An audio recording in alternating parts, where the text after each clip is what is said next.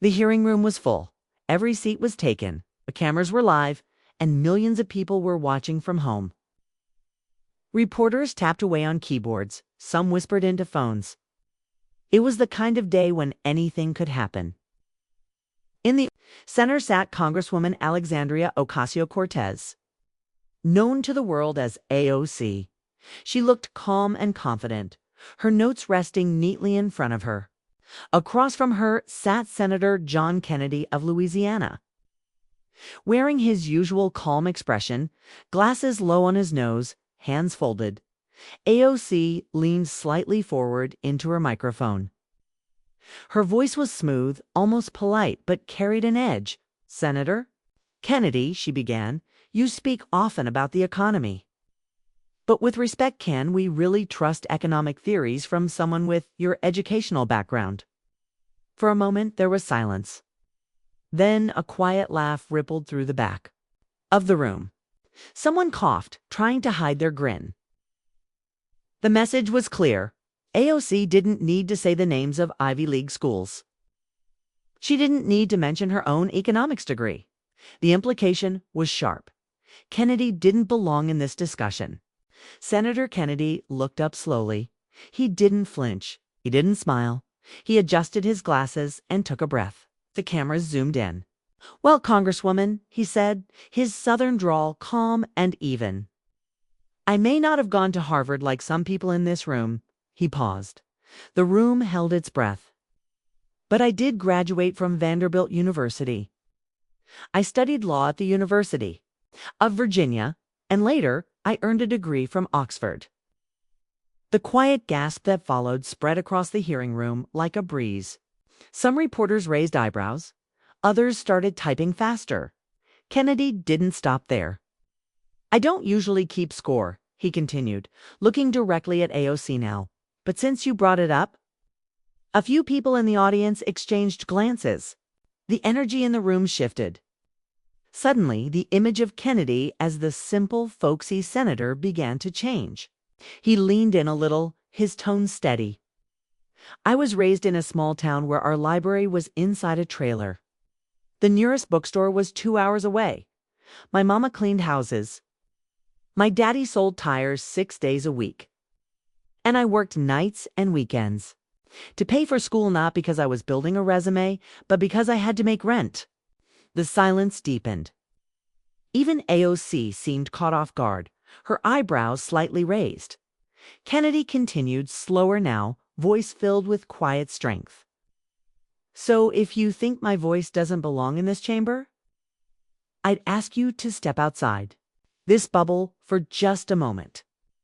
A camera light flickered as a photographer captured the scene.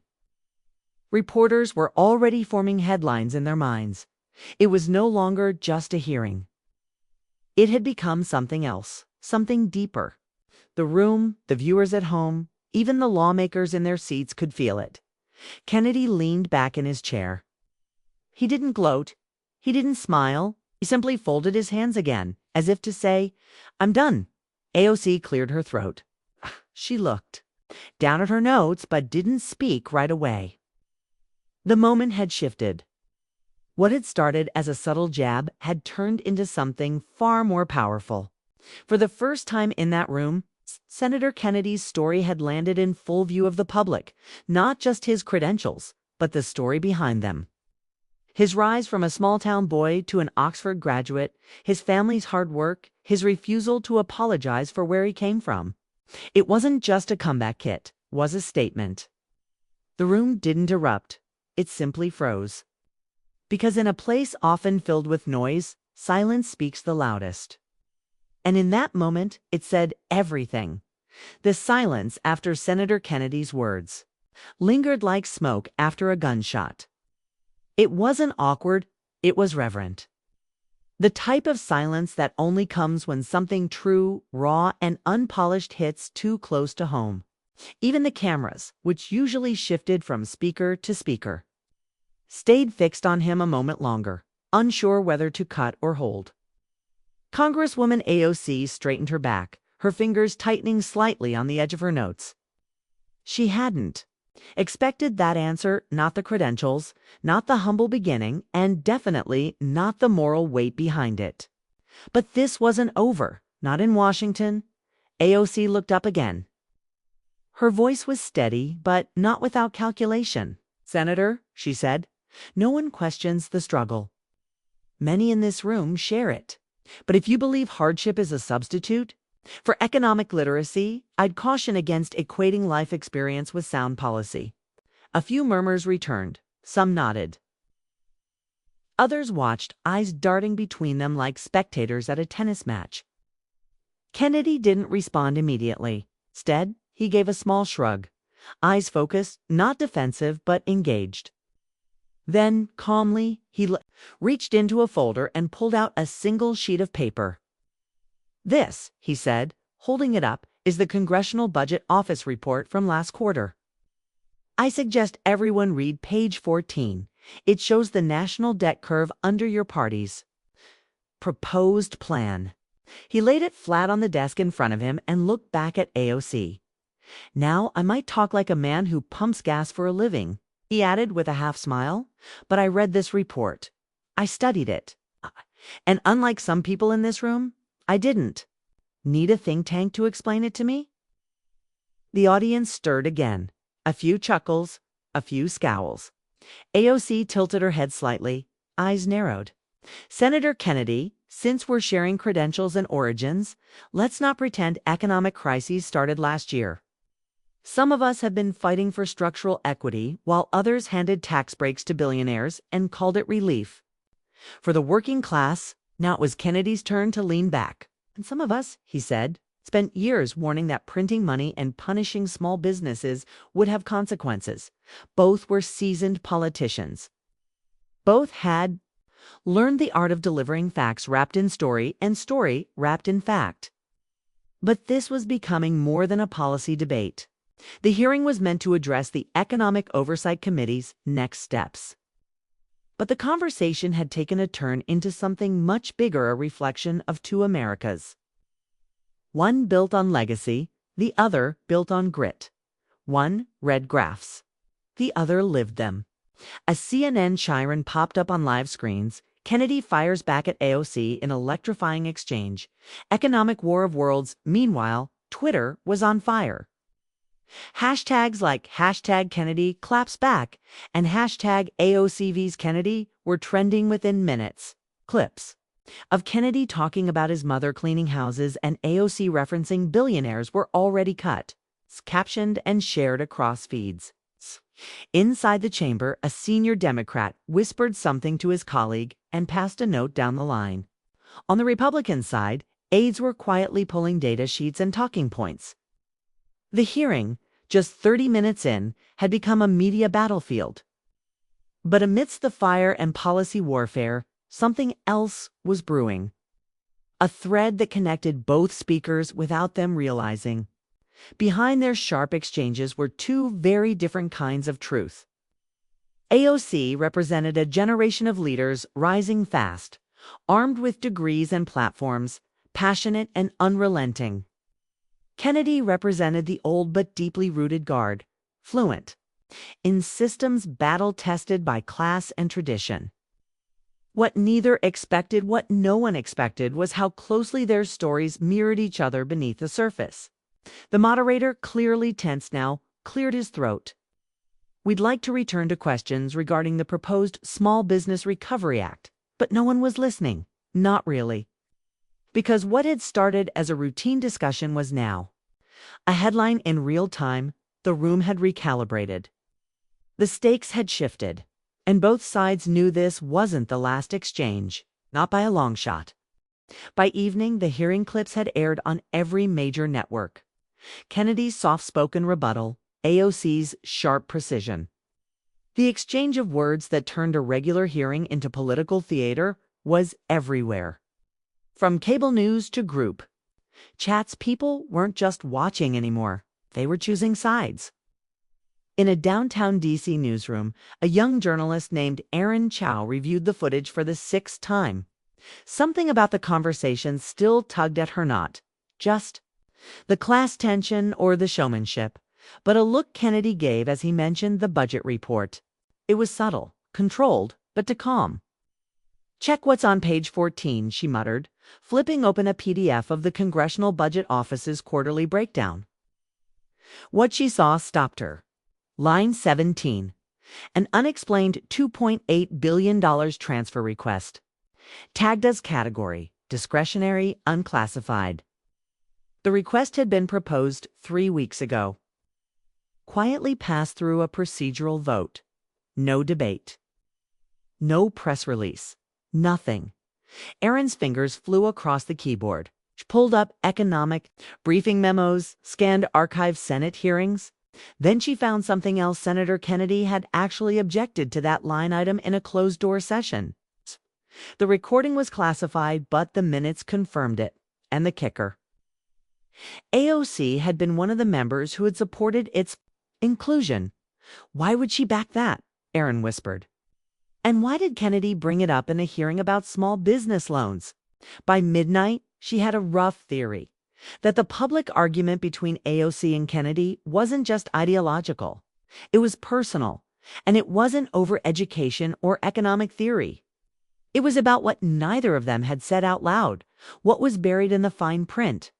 Across town, inside a quiet Senate office, Kennedy sat with his chief of staff, Marcus Bell. She took the bait, Marcus said, handing him a report. The media's lit up. But Erin Chow is already sniffing around. She's sharp. Kennedy didn't answer right away. He stared at a framed photo of his parents on his desk, only thing he brought from Louisiana when he came to Washington. I didn't bring it up to humiliate her, he said finally, but we both know something isn't right with that transfer. And she knows I know. So what now? We wait. She'll move. I'll be ready. Meanwhile, AOC sat alone in her apartment, scrolling through reactions on her phone. The backlash was louder than expected. Her allies were split. Some called Kennedy's speech performative nostalgia. Others warned she had walked into a trap. She closed her phone and opened a secure email account. Inside was a draft memo from her senior policy advisor. Subject line, Red River disbursement, reassessment needed. She clicked it open and stared. The memo outlined the discretionary funds, yes, the same ones Kennedy had referenced. According to the draft, the money was tied to a high-priority infrastructure deal between federal agencies and an energy firm based out of Texas. The company had donated heavily to several political campaigns on both sides. It wasn't technically illegal, but it looked bad and worse. If anyone traced the vote logs, her name would be tied to the approval. AOC stood and paced the room. Her mind raced. She hadn't expected this. Kennedy, behind the charm and folksy drawl, had clearly known exactly what he was doing. She grabbed her coat and phone. Minutes later, she was in a car headed to Capitol Hill. The building was nearly empty, quiet except for the occasional night staff. But she wasn't there to speak to a crowd. She needed to speak to him. Alone. Kennedy was still in his office. When she arrived, he looked up as she entered, not surprised. He gestured to the chair across from him. "Didn't think I'd see you tonight," he said. AOC sat, her face unreadable. "You planned that speech," she said. He nodded. "I planned the truth. The rest came naturally." She hesitated. "Do you think I pushed the transfer for selfish reasons? I think you're smart. Smart enough to know when something smells off, and brave enough to walk back a mistake." She said nothing. Kennedy leaned in slightly. "We're in the middle of a chess game that neither of us started. But if we play blind, the people lose. And the wrong ones win." AOC stood slowly. "If you go public with the report, it burns everyone, not just me. Kennedy didn't blink. Maybe it's time someone lit a fire." She left without another word. But outside his door, she paused, her expression now tight with purpose.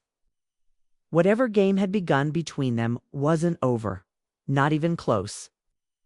Because what had started as a public feud was about to become a national reckoning. By morning, the headlines had changed tone.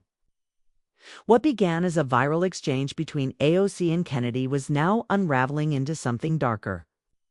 The focus had shifted from education and class to something far more serious: an unexplained $2.8 billion transfer hidden deep in the government's discretionary spending files. The story broke first on a small independent media site, Capital Signals, with a headline that read, "Exclusive: Red River funds linked to energy lobby. Key committee votes under scrutiny by noon." It was trending on social media.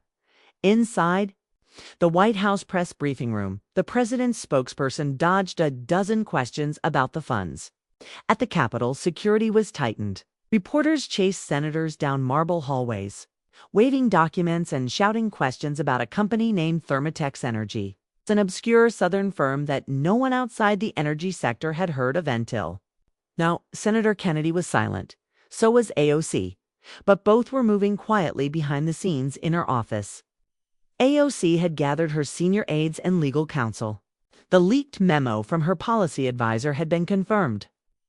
Thermatex had received favorable treatment from several lawmakers, Democrat and Republican, through a side agreement attached to the Red River Infrastructure Project. The funds had been labeled as disaster resilience aid.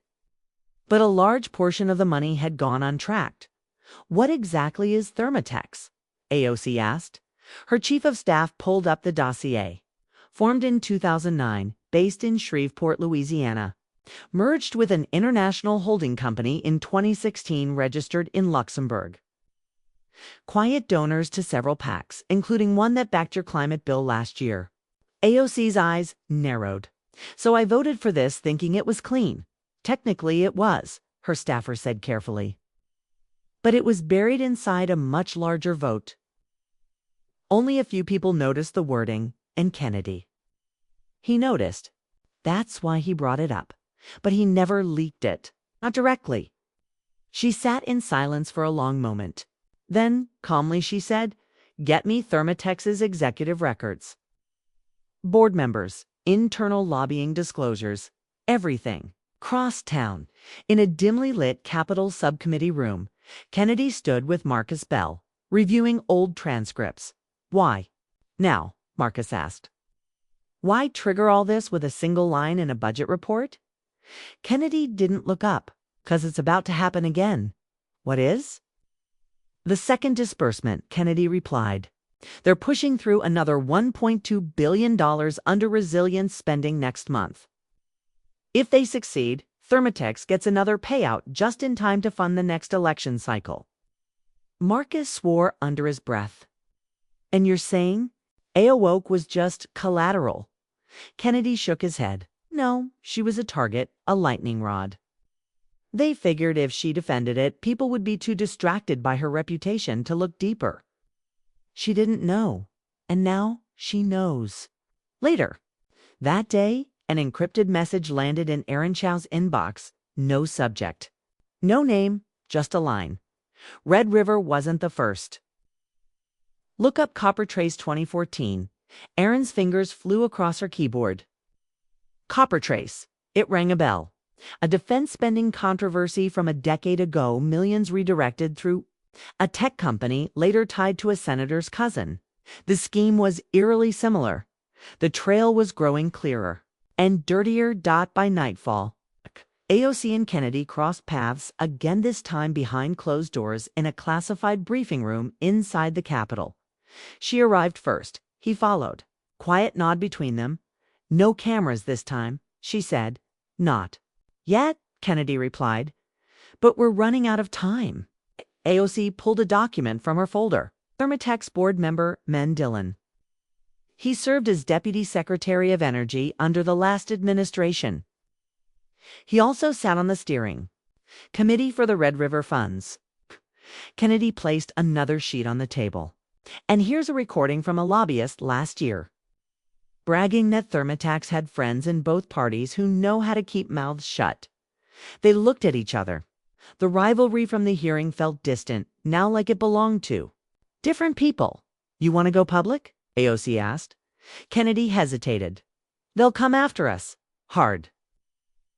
"They already are," she said. "But if we don't do this now, They'll bury the truth behind a wall of distractions. And next time, it won't just be hidden funds. It'll be power plants, pipelines, votes. Kennedy nodded slowly. "You speak," he said, "and I'll stand behind you." AOC gave a slight smile. "No," she said, "we speak together."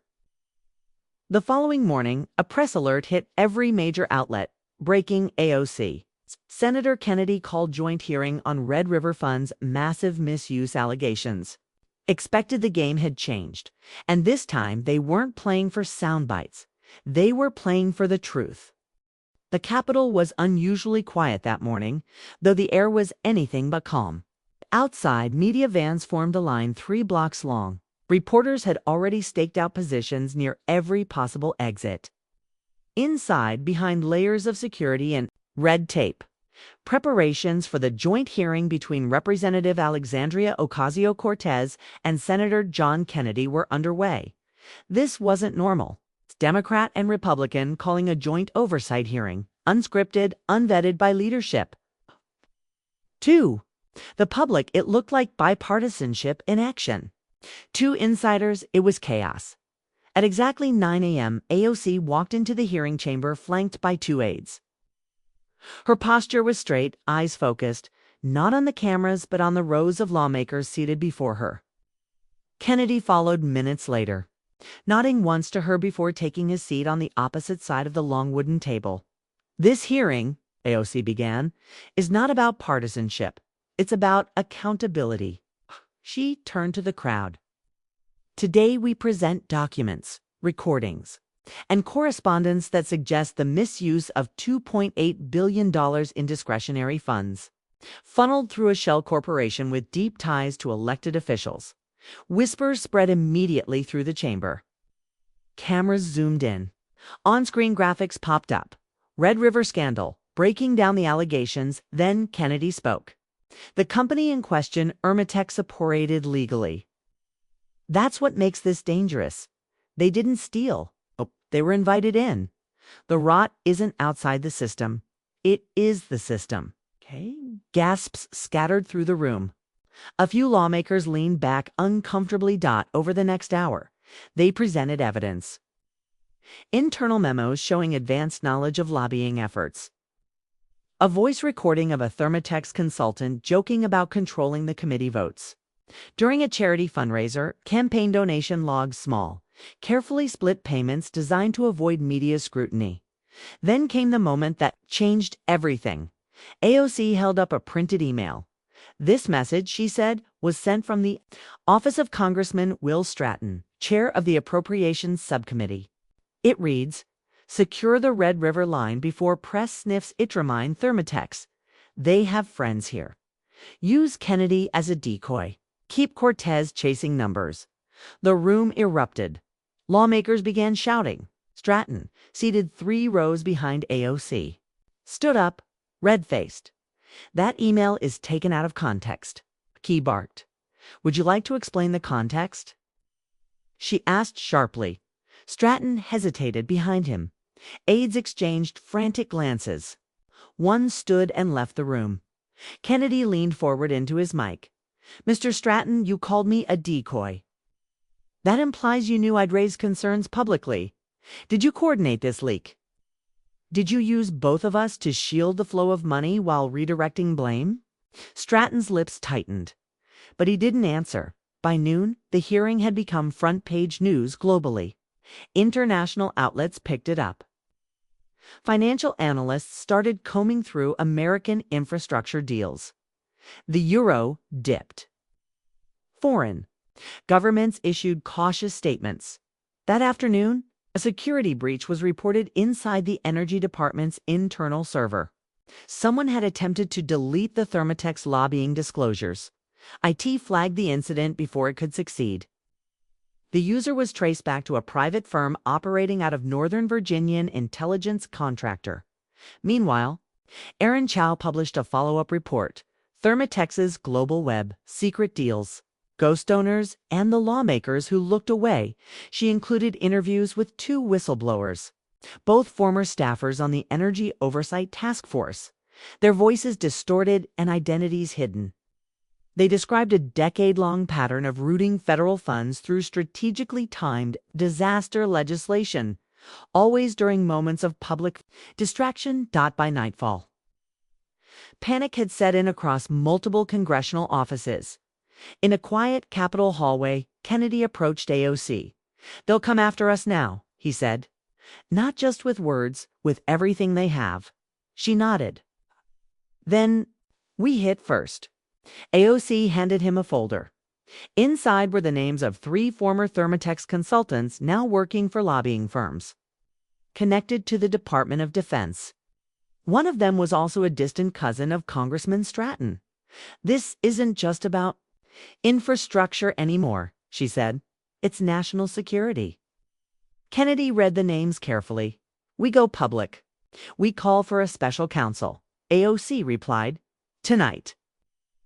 And that's exactly what they did in a late-night joint press conference. Under the glow of Capitol Dome lights, flanked by supporters and flustered reporters, they demanded an independent investigation into Thermotex, Red River. And the entire chain of political influence it had bought it was a moment neither of them had planned. AOC, the firebrand progressive; Kennedy, the Southern traditionalist. Once opponents, now bound by something larger than politics. They weren't allies, they were survivors in a political war neither of them started, and the real enemy hadn't shown their face yet. The Capitol woke to chaos. Cable news aired the joint press conference on a loop. Pundits were scrambling. The word special counsel had triggered a frenzy not seen since the days of Mueller. By mid-morning, 3 major news outlets had independently confirmed that Thermotex executives had been subpoenaed. But what hadn't made the news what couldn't was what was unfolding beneath the surface. An unmarked envelope arrived at AOC's D.C. office early that morning. It had no return address, no postage, just a plain manila folder slid under the door by someone who clearly knew where to go. Inside were photos, grainy, black and white surveillance stills. One of them showed AOC entering a hotel 2 weeks earlier with her senior policy advisor. Another showed Senator Kennedy stepping out of a black car on K Street late at night, flanked by 2 unidentified men. Taped to the last photo was a note written in block print. "You've both been watched. You're walking into something bigger. Don't trust anyone, especially not your own." AOC's breath caught. She didn't call staff. She didn't notify Capitol Police. She picked up her secure phone and called Kennedy. He answered on the first ring. "I got them too," he said. So they met again in private, again off the record. A nondescript conference room in the Library of Congress, chosen precisely because it was off-grid and rarely monitored. "They're trying to rattle us," AOC said, laying out the photographs. Kennedy nodded slowly. "Or warn us." She frowned. "You think this is coming from inside?" "I think someone knows. This trail leads further than either of us imagined. Thermotex is just the door. Behind it is a corridor of corporations, defense contracts, shell companies, and dark money. And we've only taken a few steps." He reached into his coat pocket and pulled out a flash drive.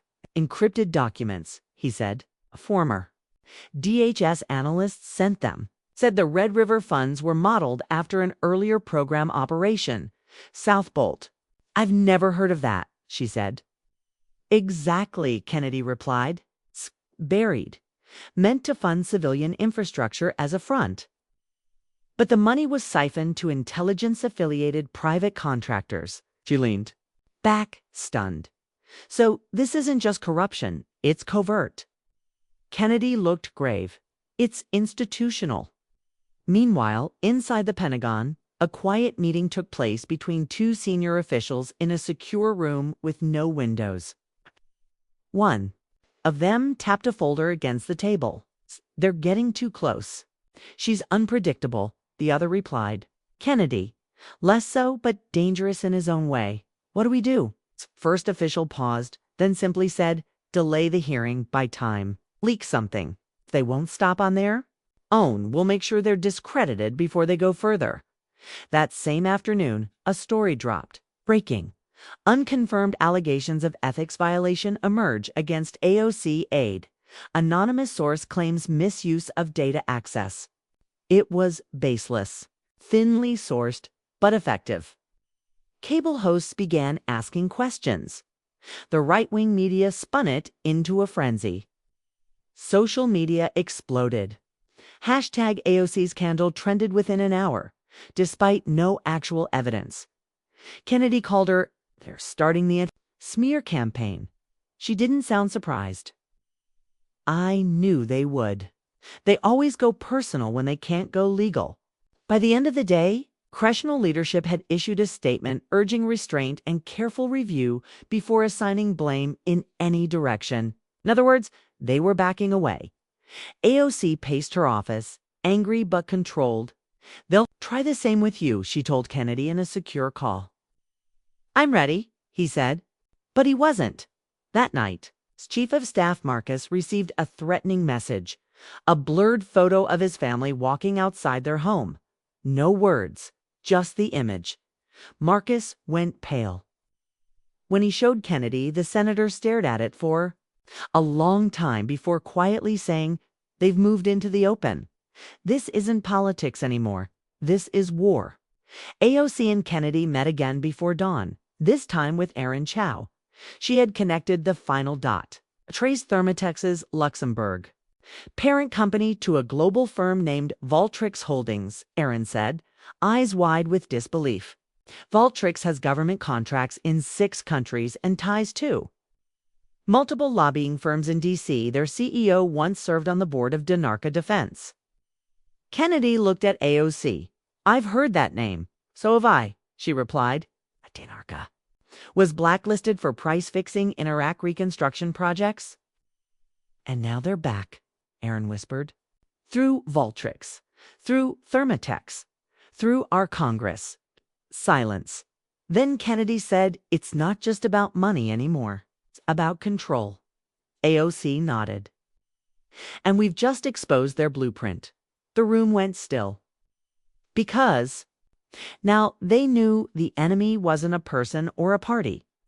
It was a machine built over decades, fueled by secrecy and protected by fear. And they had just lit a match. Rain hit Washington like a drumline the morning of the final hearing. Black SUVs crawled through misty streets. Barricades rose around Capitol Hill. Cameras and satellite. Trucks formed a steel and concrete crescent outside the Rayburn building. Something was different today. Everyone could feel it. Inside, the energy was electric but not celebratory. It felt like the wait before a crash. AOC walked into the chamber dressed in muted navy. No makeup, no flash. Behind her, folders. Flash drives, timelines. Beside her, Erin Chow, now acting as a public liaison for the whistleblowers and key evidence. Senator John Kennedy entered next. His suit looked tired. So did he. But his eyes were sharper than ever. Today wasn't a hearing. It was a strike. AOC was the first to speak. "Today we present not theory, but fact. Not partisanship, but proof. And not just corruption. A collusion across corporate and state lines engineered to bleed this country's budget under the cover of patriotism." Then she pressed a button. On screen appeared a web diagram titled The Valtrix Network. It wasn't just Thermotex.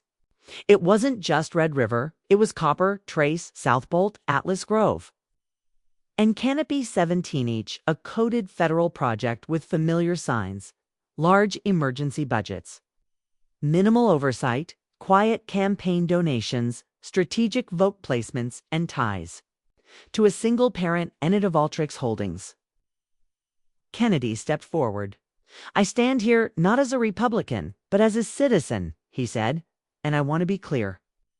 These programs were designed by both parties, funded by both parties, and shielded by leaders more interested in silence than service." He pulled out a printed email with redactions removed. "This document shows that members of the House Appropriations Committee knowingly reworded disaster funding language to include private contractors with known criminal ties, Murmurs erupted in the room. Stratton wasn't present. Neither. Were half the committee members under scrutiny? But everyone knew they were watching. Then came the bombshell. Aaron Chow stood. I have submitted testimony from 3 whistleblowers. One was present at a 2018 meeting in which an internal Voltrix consultant outlined a strategy to embed influence across energy, intelligence, and infrastructure portfolios through proxy firms. This includes hiring former staffers of members on this committee and planting talking points into subcommittee drafts. She paused. The strategy was called Operation Filigree. Gasps. For the first time, the room shook. One senator stood to object, but the chair overruled. You will remain seated. The witness has the floor. Screens displayed text messages, anonymous donor maps, and declassified correspondence. Dots were connected, names implied, implications obvious. The system had been breached from within. Long before this moment, then AOC revealed the final piece. We now know that Operation Filigree's ultimate goal was not just money. It was normalization, training the system to accept corruption as convenience, to shift lines of legality so slowly, so invisibly, that one day no one questions why a private firm holds veto power over a public contract. Kennedy added, and to those who say this is treasonous, look again. What's more treasonous than letting the taxpayer bankroll betrayal? No one clapped. No one cheered. This wasn't a moment for applause. This was the unveiling of an infection.